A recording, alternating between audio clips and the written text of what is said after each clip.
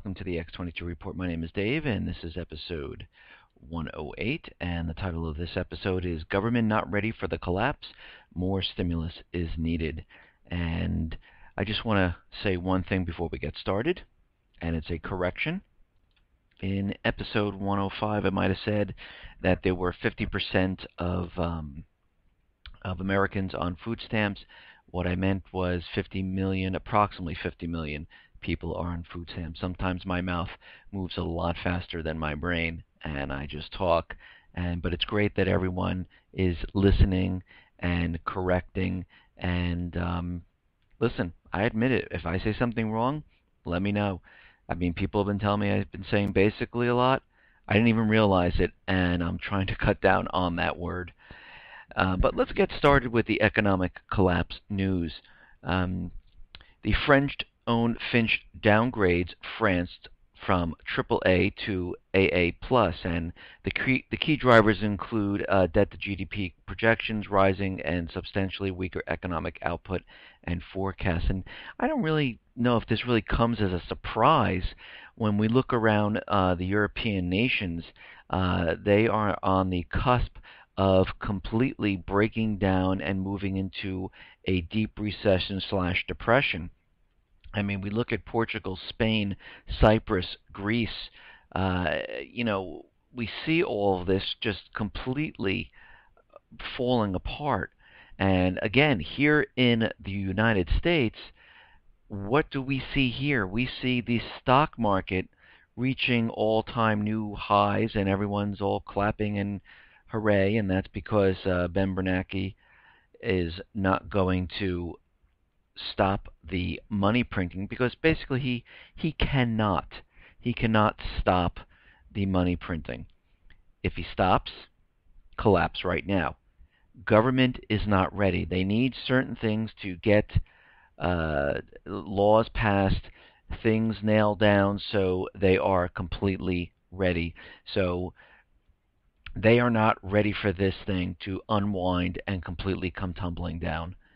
So they need to continually, the Fed needs to continually to print more money. And we can see here in the States that there is a disconnect between the stock market and the economy. And again, with the number of people that are unemployed, just from the Fed and government changing calculations on how they gauge how the economy is doing, is the first sign that lets us know that things are an illusion. I mean, when the calculations change to make it better for their reporting and better for the mainstream media, so those people who don't know anything about what's really going on, they just hear quick numbers over the media and they feel everything's fine. Oh, stock market's up, unemployment is low or remaining steady, GDP's fine, inflation's not happening, everything looks fantastic. Everything looks good.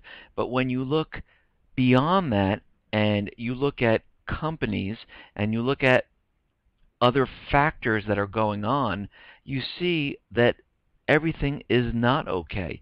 I mean, for instance, UPS just slashed their earnings. I mean, for a slowing U.S. industrial economy drove revenue and operating profit below expectations.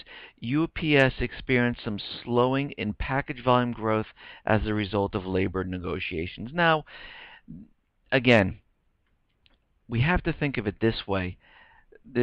Every time the economy and the stock market start separating, companies' earnings seem to take a dive. And a lot of times FedEx and UPS are good indicators because companies, retail shipping, that all starts to decline. And I think we're going to see a lot more of this. And with the corporate earnings coming out, I think we're going to see some really bad news. And of course, the mainstream media will spin it into good news. The market will rise because everyone will be expecting more QE, and everything should be okay at that point. But consumer confidence misses for the first time in 2013. And this goes on to say, in an odd reversal of recent trends, the future expectations subindex of the UMIT Consumer Confidence Survey fell as the current rose notably. Is hope fading? Perhaps. It is the spike in gas prices or the spike in mortgage rates. I mean, we have to look around. Fuel right now, oil prices are moving up. They're up to, I think it's around $106 per barrel of oil right now. So we're going to see at the pumps, we're going to be approaching $4 per gallon at the pumps, the way it's going. And every day that if you look at the price of oil, it's continually going up every single day. And when the prices of oil go up, the price of per gallon goes up, which affects food delivery and package delivery. It affects a lot. So, people who have to shell out more money for all of this, yeah, the confidence will be sinking and moving downward. And maybe this is why we're seeing this.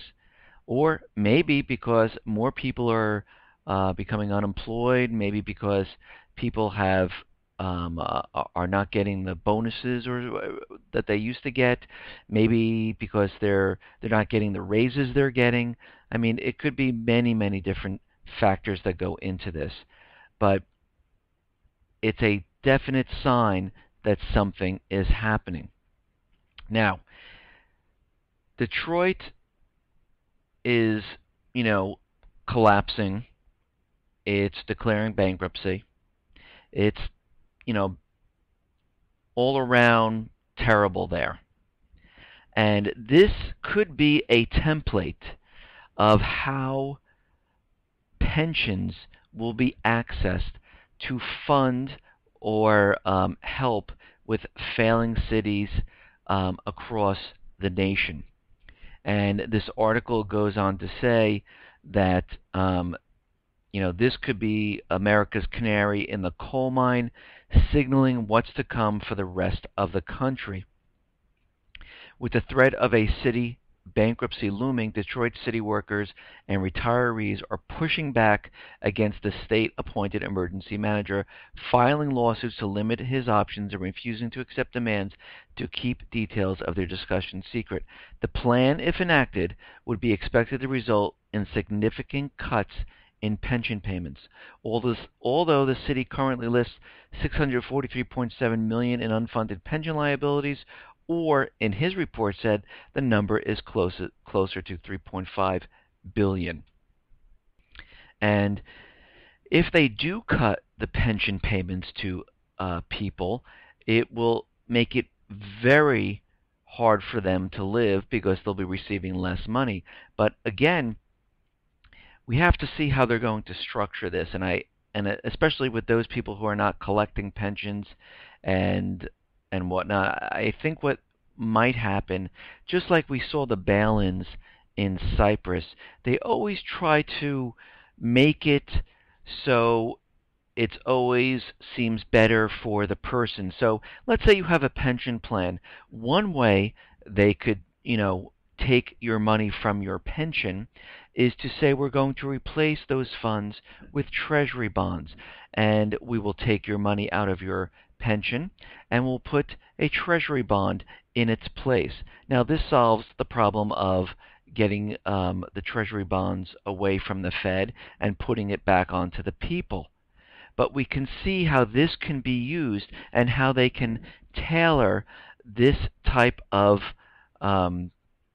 bail-in type of scenario where they can bail out cities that are having problems or are right on the edge of bankruptcy. And a lot of these cities who have implemented draconian laws like New York City, Maryland, Connecticut, New Jersey, Illinois, California, Colorado. I mean, all these places are struggling, and they're very close to collapse.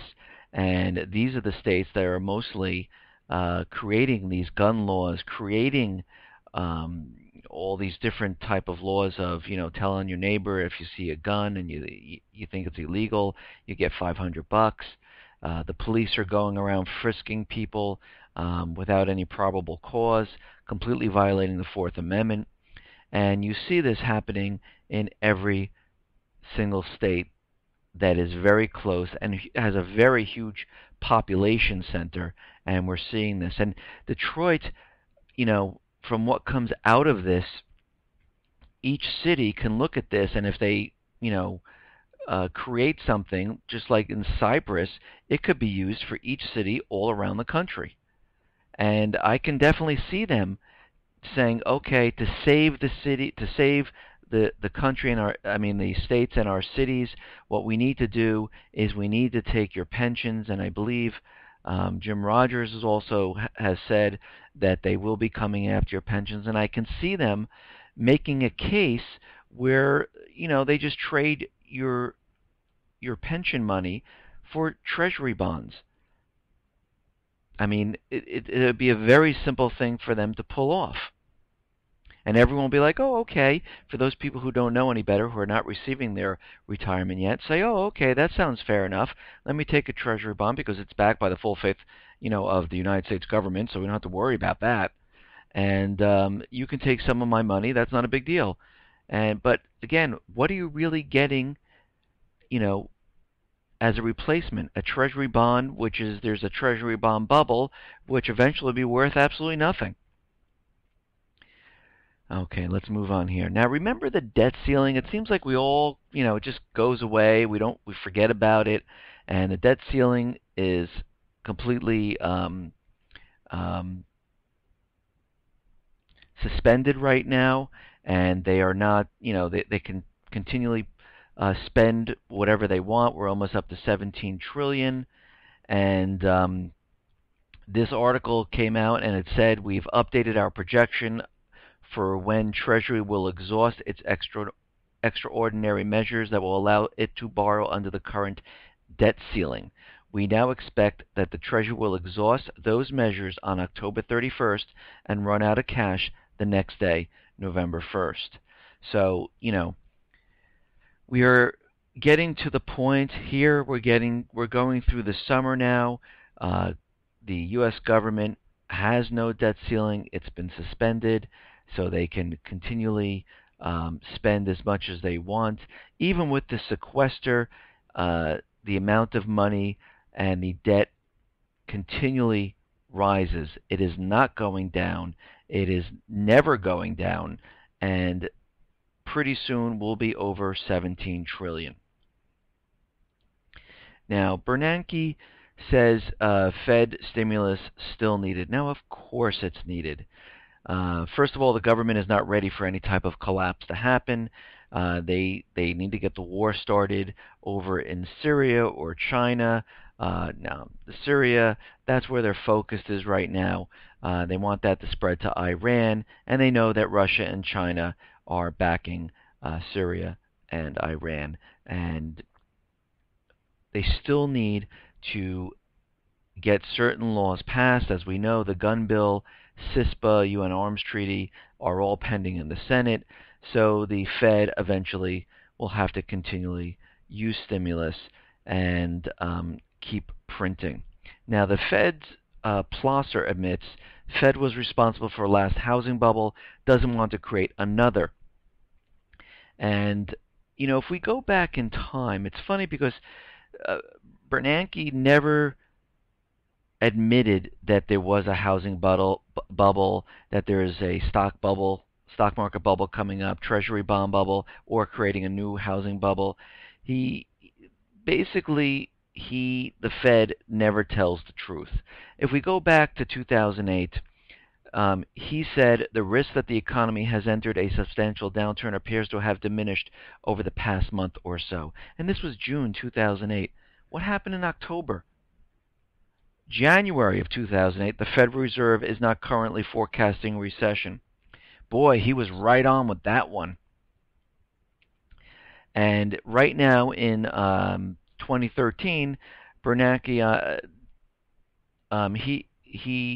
what he said in about the stock market, I don't see much evidence of an equity bubble, Bernanke told the Senate Banking Committee in his semi-annual testimony on Tuesday. So again, he's doing the same exact thing, but the Fed kind of messed up Charles Plosser, where he went on to say, we don't want to create another housing boom. So somewhere right in there, he's admitting that the Fed actually created a housing boom, a housing bubble, and it popped. And it doesn't matter what Bernanke says, they are creating these bubbles. The Fed is the market.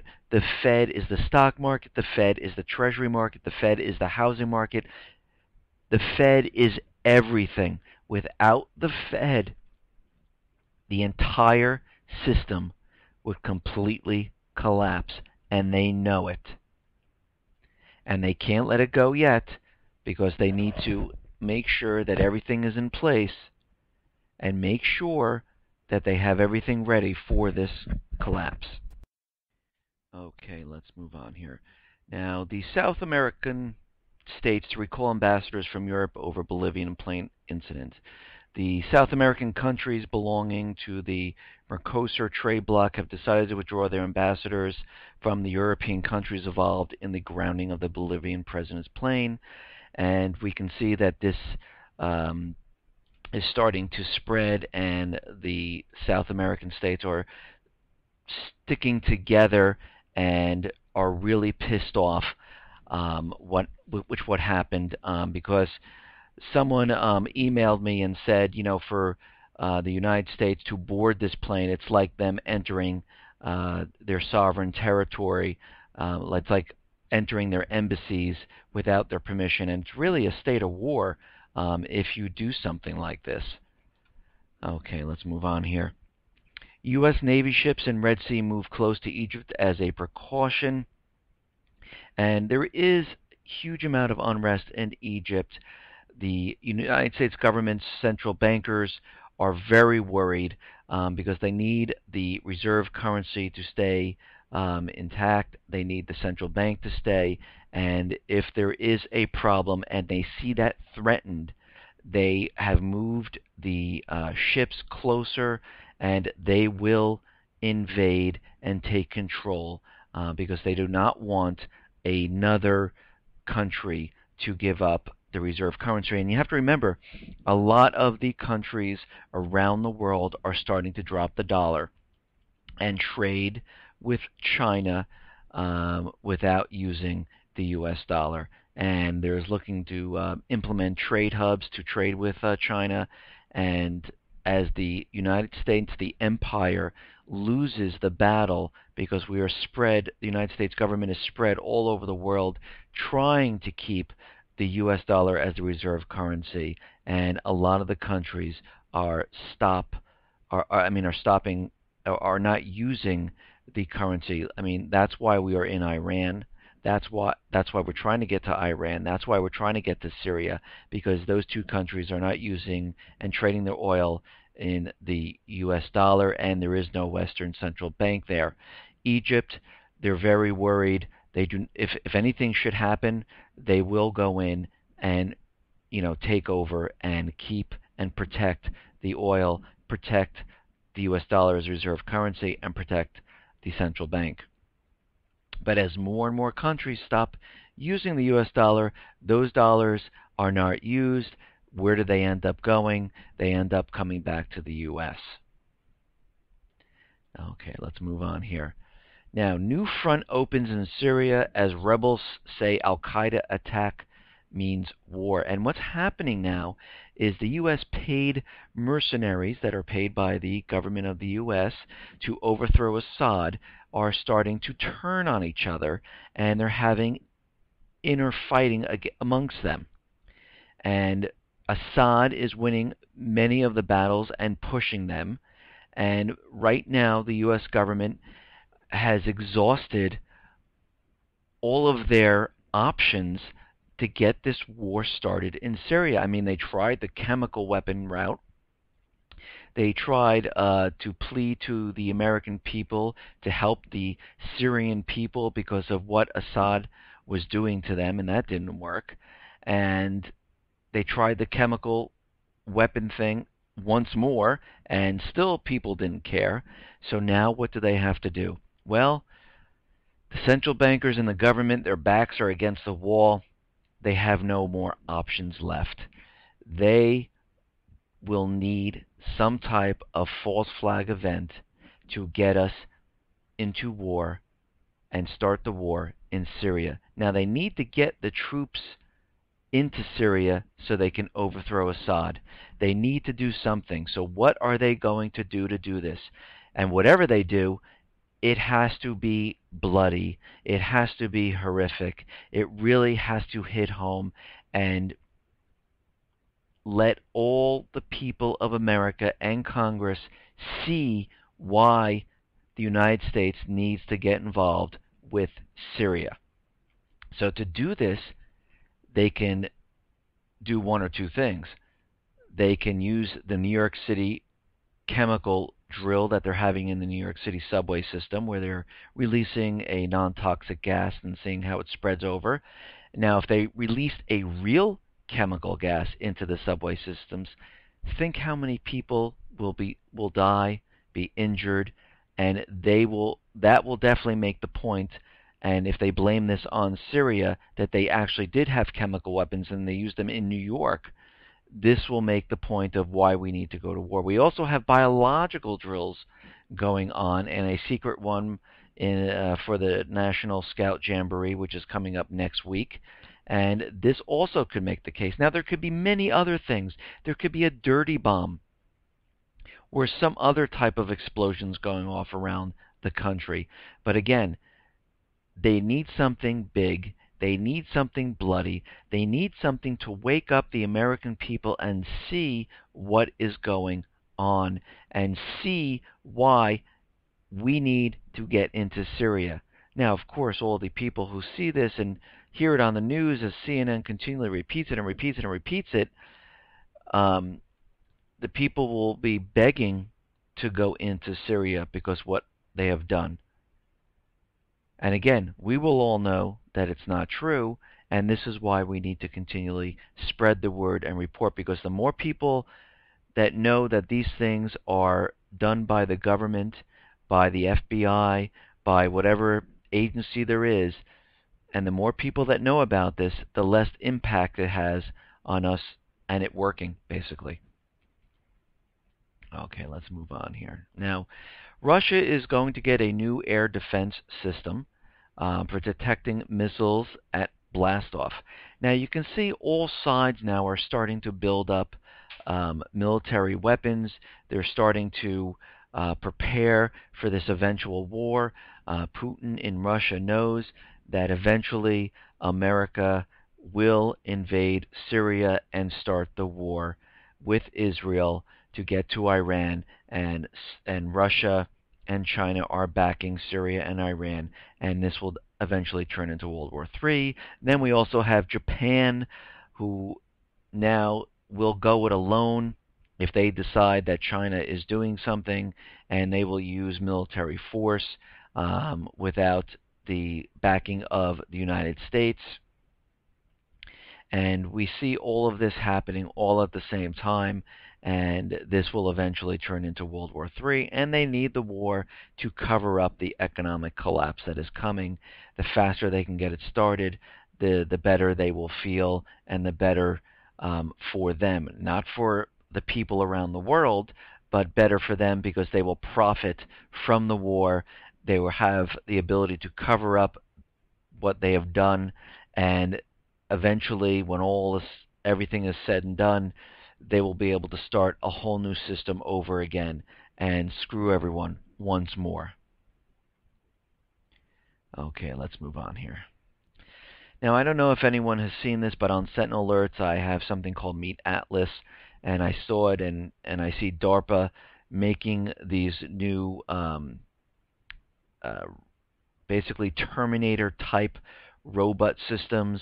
And I know we were all worried about the Canadian forces, like we were all worried about how American forces will not fire upon Americans, which I don't think they will do. And this is why the government made a deal with Canada. Russian troops are flying in to America. But forget about that. If they can establish and create this technology of these Terminator robot systems, and I know it sounds like science fiction, but when you see the video and you see what's going on, yes, I mean it really does look scary. And again, these type of systems, you know, they don't feel, they don't ask questions, they won't hesitate, they don't care, they won't disobey orders. They will do exactly what they want them to do. And, you know, if, these are created and the U.S. government starts mass producing them, this is a terrible situation. Now, on the news, we heard that Janet Napolitano is set to resign, that she's going to take this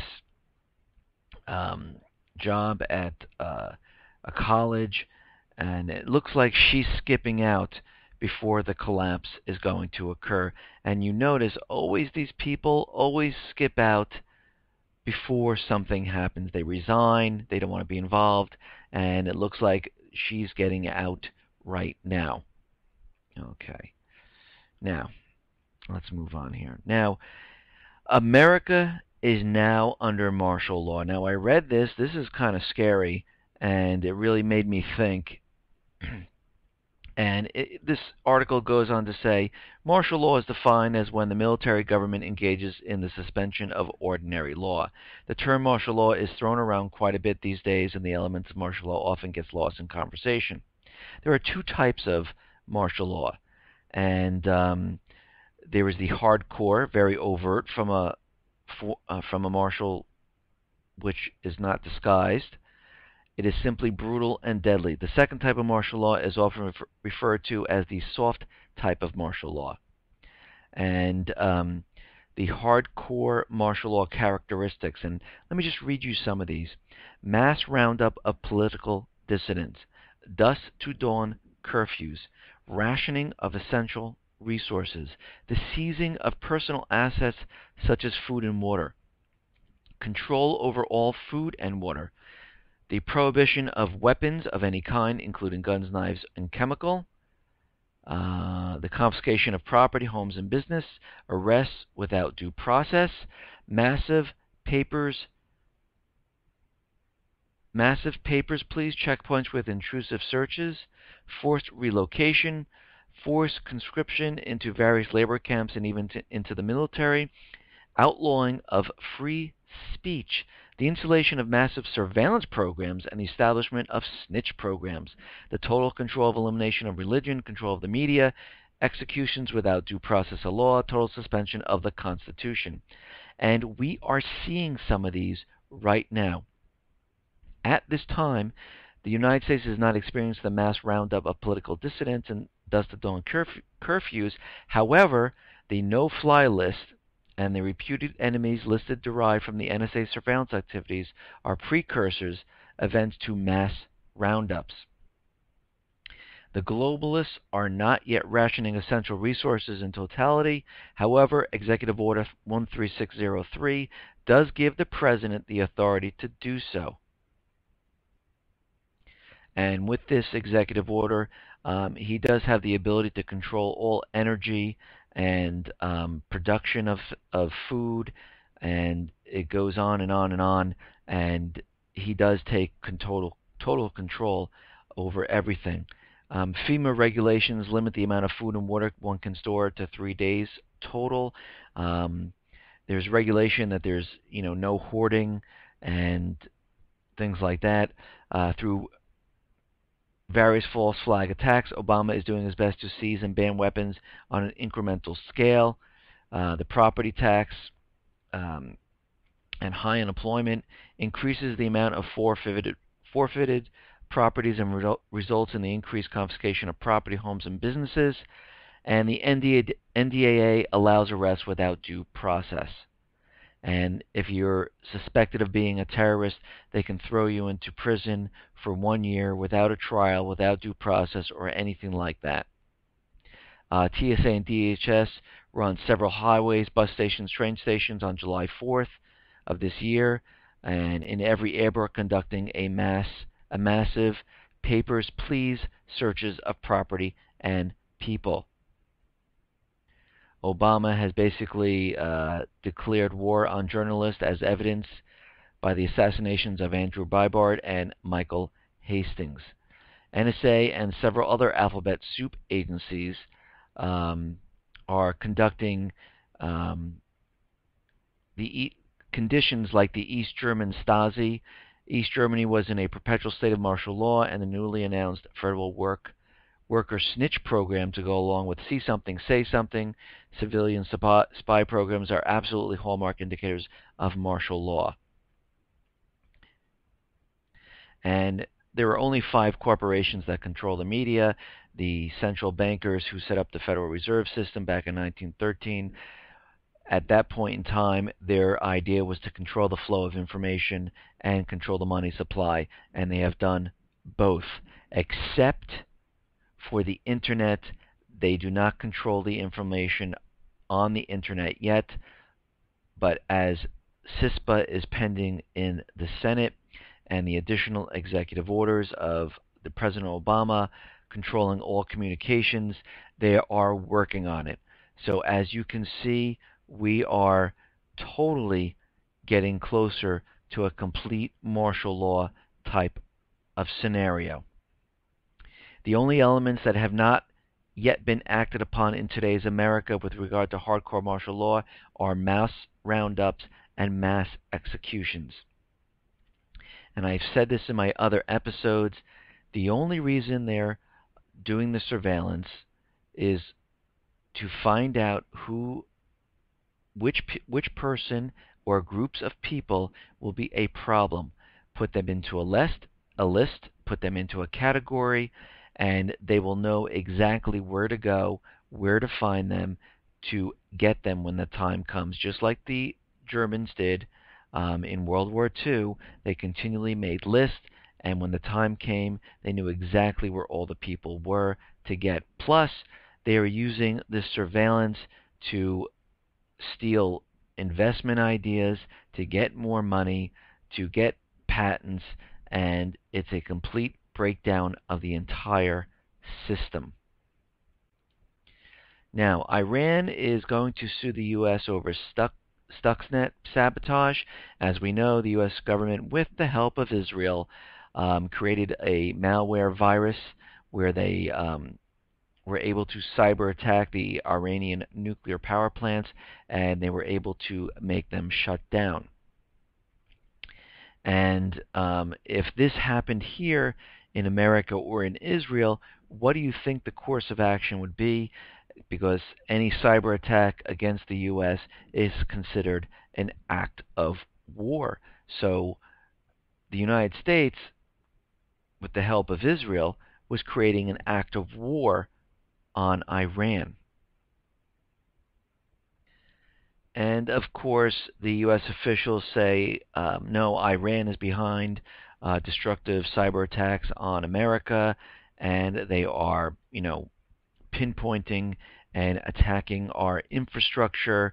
And it goes on to say that it is definitely from the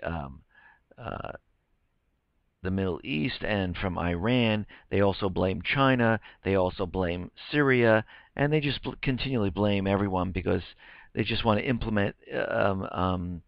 They just want to show that all of these countries will be involved in the next war, and it makes it a much easier case to blame any one of these countries to get us into a war. But I notice in all these articles they always mention that the targets always include oil, gas, electric companies, and the Department of Homeland Security warned last month about cyber attacks, and one government official told the Times, everything we have seen, it is coming from the Middle East.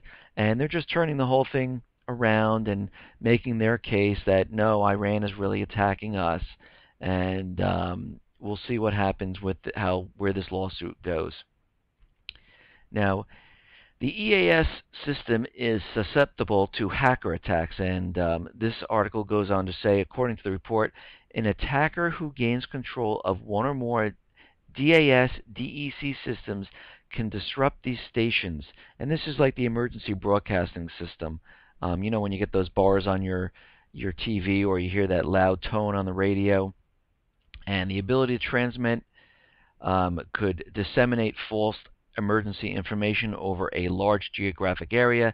In addition, depending on the configuration of this and other devices, these messages could be forwarded to and mirrored by other systems. So they're saying they are susceptible to cyber attacks, and we can hear false emergency messages telling people to go to places where they shouldn't be going, or rounding people up, and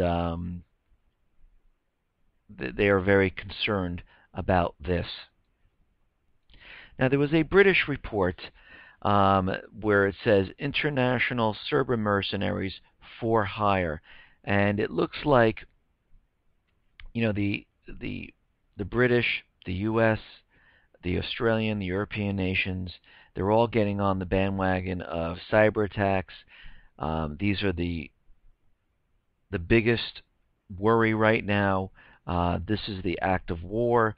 This is the biggest threat, and that all these countries are susceptible to these major cyber attacks, and they're looking to hire people, cyber mercenaries, to help ward off and to help attack those countries which they believe are attacking them.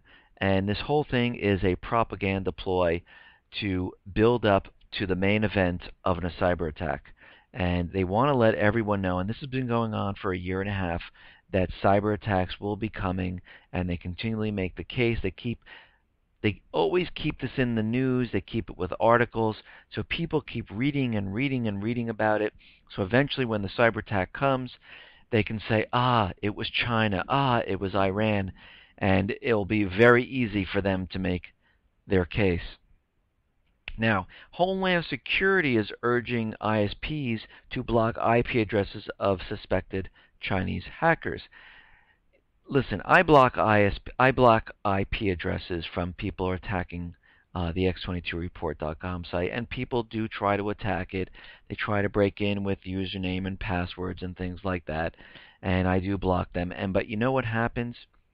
Since they can use proxy servers, they go ahead and they move to another server, and it's a completely different IP address, and then they could just continually attack. So what they're doing right now is kind of a waste, because they can just continually set up different and more IP addresses.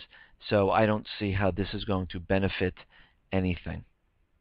Now, the new Black Panther Party allegedly busing mobs to Sanford, Florida for expected riots. Now, we know that the trial is coming to an end. They're making their closing remarks, and then the jury is going to go out and make a verdict, and this could happen in the next week or two. And the Florida police and government are getting prepared for such riots if Zimmerman is acquitted and he is not found guilty and he's let off. And they're afraid that these riots are going to get out of hand, and they're going to spread across the country, of course with the help of other people creating this scenario, because Zimmerman is actually Hispanic and not white against black, but they're building the case for these huge race riots like Rodney King. And I said this in my other episodes, you want to protect yourself during these riots. If martial law is declared and the president enacts the executive orders and completely, locks down everything and decides to use this as an opportunity, which would be an opportunity that he could use a lot of his executive orders and control what is going on in the U.S., you need to be prepared. let's say riots do happen, and they will start in the cities, and they might spread outward depending on how far this is going to go. And it might be a time. Would you want to go out and get food, water, batteries? Electric could be shut off. You want to have some type of weapon to protect yourself because during the Rodney King, those store owners that had weapons, those stores were okay. The store owners that didn't have weapons, those stores were broken into, robbed, and people were hurt. So you definitely want to get prepared in the next couple of weeks because we're coming down the next 2 weeks of there could be something major happening because you have to remember on July 18th there is a cyber drill going on, and if you haven't taken some of your money out of the bank, I would start doing that. Um, we also have the National Scout Jamboree, which this secret FEMA biological drill, not really known to the public, well, now it is going on July 15th, which is 3 days from now.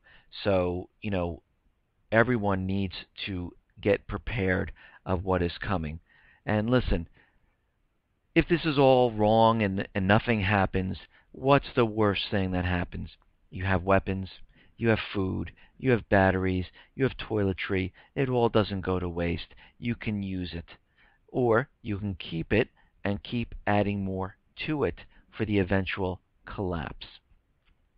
Listen, everyone, this Sunday, um, I interviewed Greg Manarino, and I will be broadcasting the interview with him, and I will send out those people who are on the alert. I will send out the alert letting you know when that interview is up. This is my first interview that I've ever done, and and what I'm going to do in the future, all interviews will be broadcasted on Sunday because I only broadcast Monday through Saturday, and I like to get many different people and interviewing many different types of people, and those will all be broadcasted on Sunday. Now, it might not be every Sunday, but that's when I will be doing it, and this is my first one. So those people who are on my alert system to let you know when my report is uploaded, I will send that out. And those people on YouTube, the interview will be uploaded later on. But if you want to hear it first, just come over to the site or sign up for the report alert, and you can get that instead of waiting. Listen, everyone, I want to thank you very much. Be well, be safe, and especially be prepared. Thank you.